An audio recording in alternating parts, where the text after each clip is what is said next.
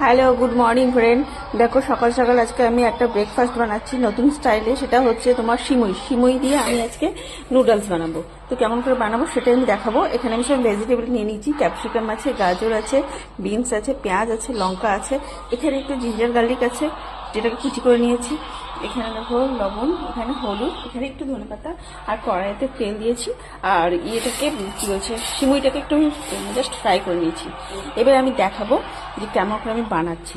প্রথমে আমি এই ভেজিটেবলগুলো দিয়ে দেবো কড়াইতে। তো এক এক করে দিয়ে দেবো।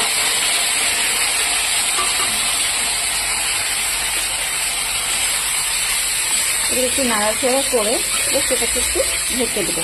রসুন আদাটা দিলাম না, এখন দিলাম না সেই কারণে অনেকে বলে যে তেলে, গরম তেলে রসুন, আদা রসুন দিলে পরে ফ্লেভার আছে, কিন্তু না, আমার মনে হয় সে স্বাদটা নষ্ট হয়ে যায়। সেই কারণে এই মুহূর্তে এবার দেবো।